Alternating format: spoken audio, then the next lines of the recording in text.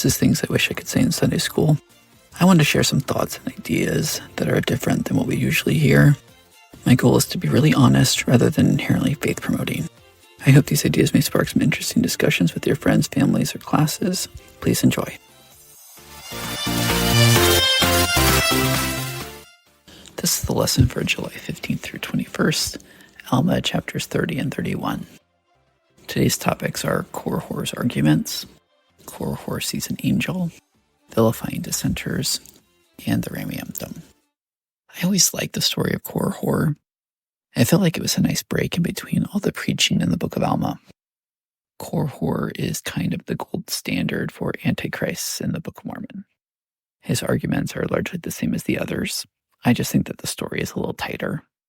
He says that it's impossible to know that there is a God or will be a Christ, which is true.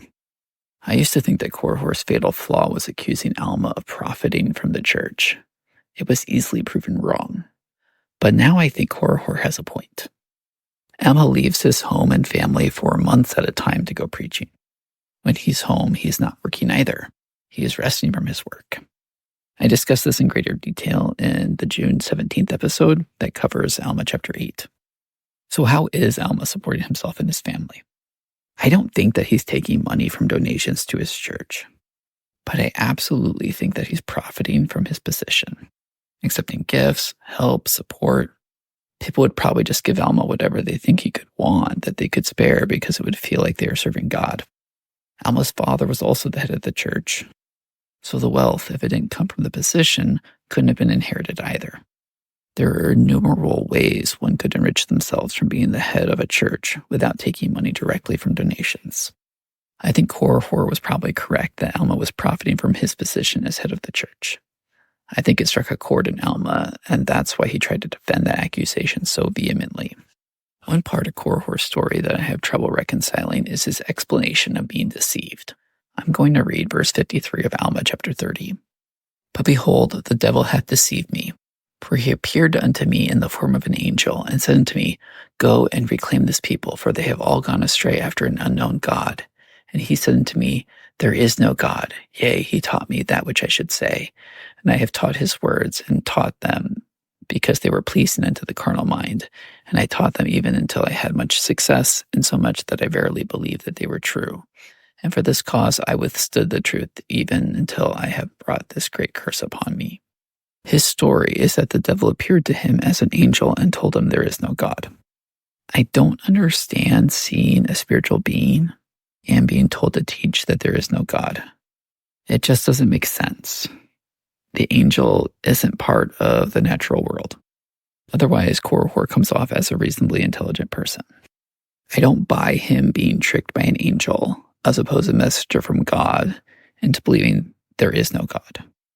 It's just a really dumb part of the story. One of the consequences of stories like that of Korihor is that it vilifies dissent. He didn't really say anything wrong, but he is labeled an antichrist simply because he questions believing in heavenly beings that no one there has personally seen.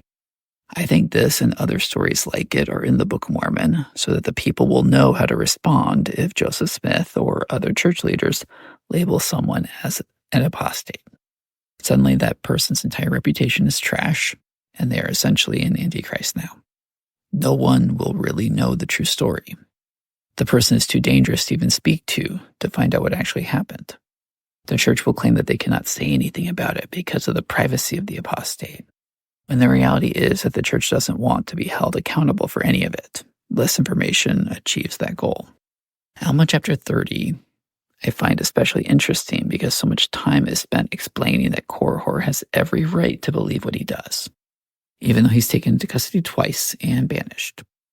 I think it was important for Joseph Smith to establish this right to belief element as well.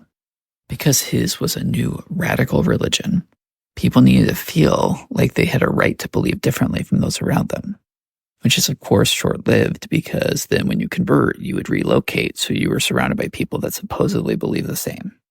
Then having a unique belief becomes a liability to your standing in your community. You might be labeled an apostate or an antichrist for believing differently from the group. I love the account of the Rameumptom in Alma chapter 31. I think the stand is a great visual.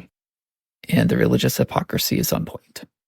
The central message is that it's hypocritical to thank God for favoring us over others because we are special.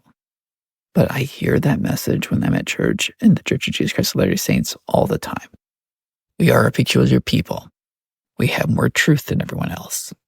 We are God's only true church, which heavily implies that our people are favored by God.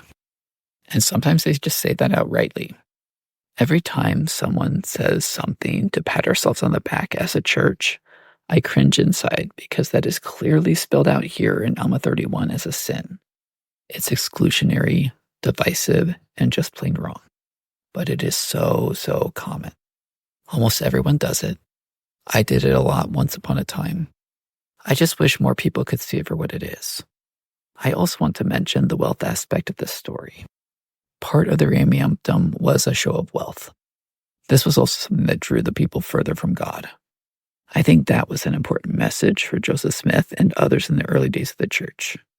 A display of wealth was ungodly, so we are more righteous if we're not wealthy, or at least not displaying wealth.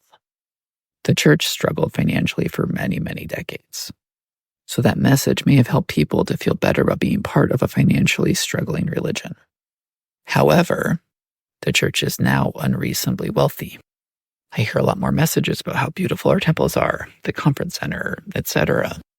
And it feels like a wealth flex to me now, especially with the ramping up again of new temples, because there are just not the membership numbers to support them.